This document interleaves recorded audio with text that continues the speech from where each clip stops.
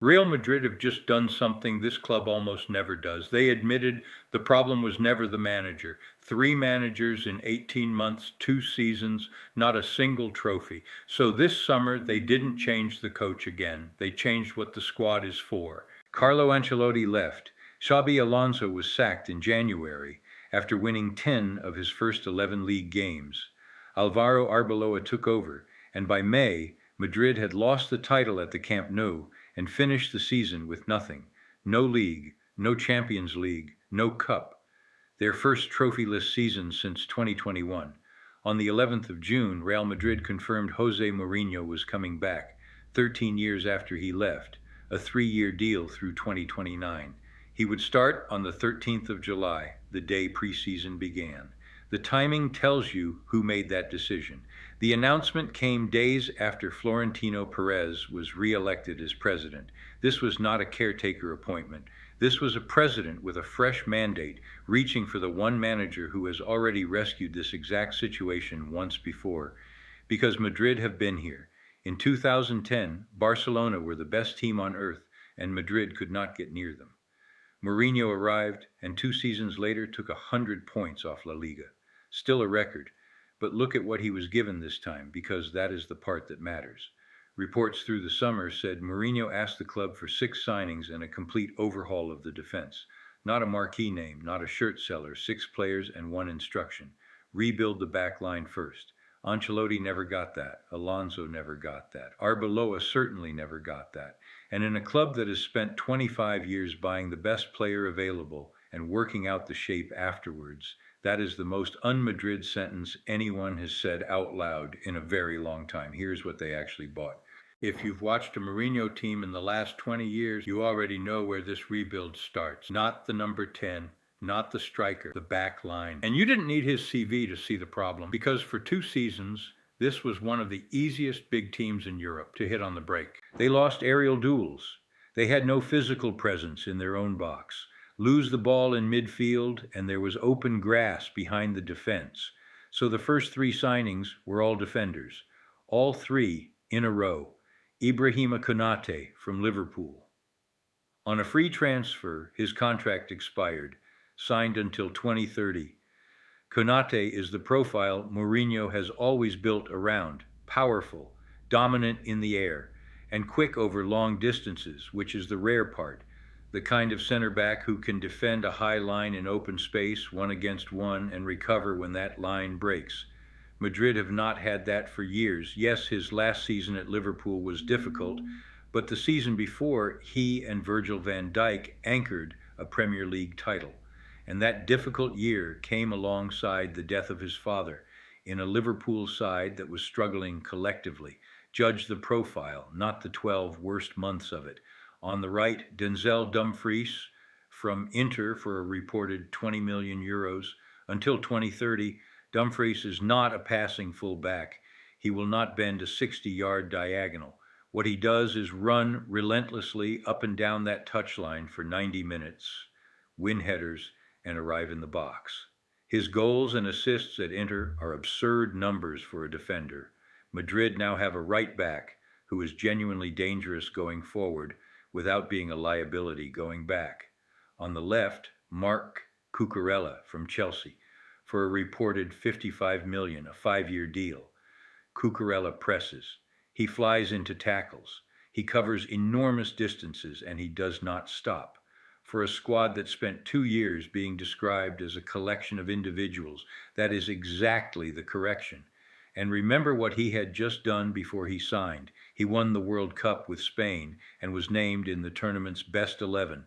3 signings, quicker, stronger, more aggressive, better in transition. Because in Mourinho's football, titles are not won by the highlights. They are won by everything that never makes them. Now, there's an obvious objection here, and if you follow this club, you're already thinking it. Didn't Madrid buy these exact positions last summer? Trent at right back, Huijsen in the middle, Carreras on the left. So why do it all again 12 months later? The answer is the difference between a starting 11 and a squad. Take Trent Alexander-Arnold. There are not many fullbacks in the history of this sport with his passing range. Give him a second on the ball, and he can open any defense with a single pass. But he is not always available, and that is not the job every week. When Madrid are defending a one-goal lead away from home against a physical winger in the 80th minute, Mourinho wants a defender whose first instinct is to defend. That is Dumfries. It was never going to be Trent. Same logic in the middle. Dean Huijsen has everything to become one of the best ball-playing center backs in Europe. He is also still developing. Asking him to play 50 or 60 matches alongside an aging Antonio Rudiger and an Eder Militao, who is once again injured, is not a plan. That is a hope. Konate is the certainty, proven at the highest level from day one. And on the left, Carreras is a real attacking talent who is still learning the defensive side. Cucurella is the experience and the aggression for the biggest nights. Then there is the argument that settles it. In recent seasons, this squad has been taken apart by injuries in exactly this area. Militao, Carvajal, David Alaba, whose contract finally expired this summer after 5 years and 132 appearances. La Liga, the Champions League, the Copa del Rey, international breaks. One good player per position stopped being enough a long time ago. Madrid didn't buy the same positions twice. They bought the second half of the season. This is where it stops being about football and starts being about how badly Real Madrid want one specific player. Because to finish this midfield, the club is reportedly willing to sell someone it had just tied down to a new contract. That has not happened here in years. For a decade, this club had Toni Kroos and Luka Modric. Kroos retired. Modric left for Milan. What Madrid were left with was a midfield full of athletes, players who could run and tackle, and nobody who could slow a game down. Their answer arrived for free. Bernardo Silva from Manchester City on a 2-year deal through 2028. Players of that quality do not become available without a fee, almost ever. Bernardo is the escape valve. Press him with 2 or 3 players, and he does not panic. He glides out, keeps the ball, and finds the pass as though nothing happened. Against a deep block, he has the vision to unlock it. When a match turns chaotic, he is the one who puts a foot on the ball and slows everything down. But the reason Mourinho wanted him is what he does without it. At City, Bernardo built a reputation as one of the hardest working players in the squad, a technician who presses and tackles. That combination is genuinely rare. Now, the other half of that midfield, Real Madrid want Rodri, and Rodri is no longer hypothetical. In July, he was named player of the tournament at the World Cup, the best player at the biggest tournament on earth. According to reports, personal terms with Madrid are already agreed. He has 1 year left at Manchester City. Madrid are said to be willing to pay between 43 and 51 million pounds. And to fund it, reports say Madrid have decided to sell Aurelien Tchouaméni to Manchester United for around 80 million euros. Read that again. Tchouaméni signed a new contract at this club not long ago. Mourinho was supposed to be the manager who finally played him in his real position, the Makelele role, sitting in front of the back four, doing the quiet work so everyone else could shine. Instead, he is the money. That is the clearest statement Real Madrid have made all summer. This is not a club adding another star to a collection. This is a club willing to sell a 26-year-old French international it had just tied down because one specific profile in one specific role is worth more to it than the player it already owned. The attack never needed talent. Mbappe, Vinicius, Bellingham. On paper, that's the best front line in the world, and the World Cup proved all three are still elite. What it needed was a shape, and fixing the shape just cost Madrid more than any player they have ever signed. Mbappe won the Golden Boot with 10 goals, the first man ever to win it twice. Bellingham was outstanding for England. Vinicius was one of the very few Brazilians who came out of that tournament with any credit at all. The talent was never the problem. For 2 seasons, everything Madrid did went down the left. Vinicius wants the ball on the left wing. Mbappe drifts into the left half space. Bellingham attacks the same channel with his late runs. The result was completely predictable. Opponents overloaded one side of the pitch, crowded out the three most expensive attackers in the game, and barely had to think about the right. On the 6th of August, Real Madrid announced Diomande from RB Leipzig. The deal is reported at up to 135 million euros with add-ons, on a fixed fee of between 115 and 120. If those add-ons are met, Diomande becomes the most expensive signing in the history of Real Madrid. More than Jude Bellingham, more than Eden Hazard, more than any Galactico. He is 20 years old. He made his professional debut for Leganes in March 2025.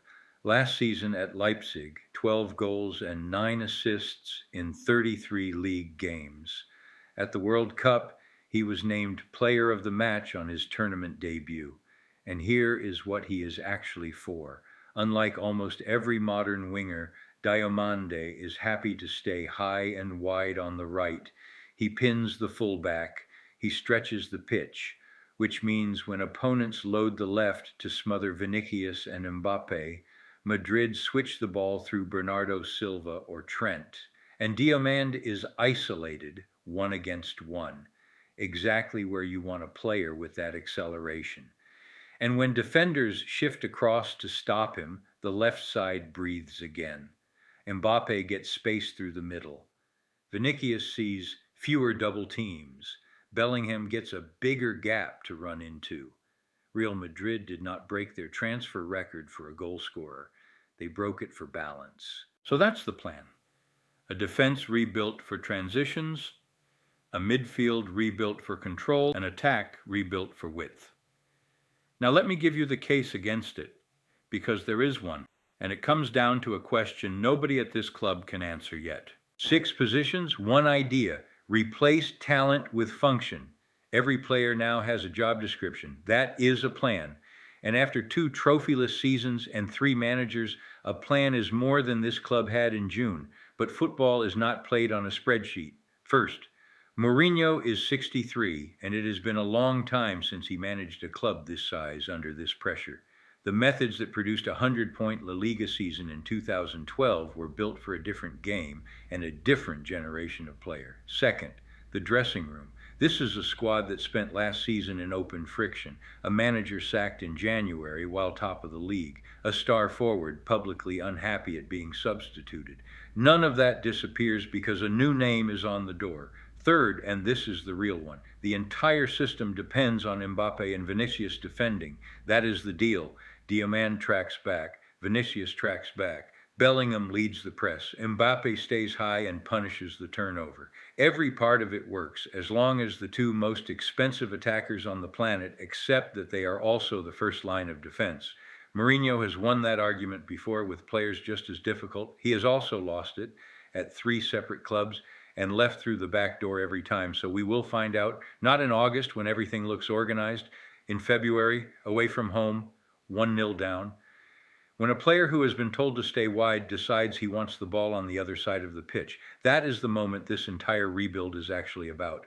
Real Madrid have spent a summer buying a shape instead of a name. For this club, that alone makes it true. This is not the same Real Madrid.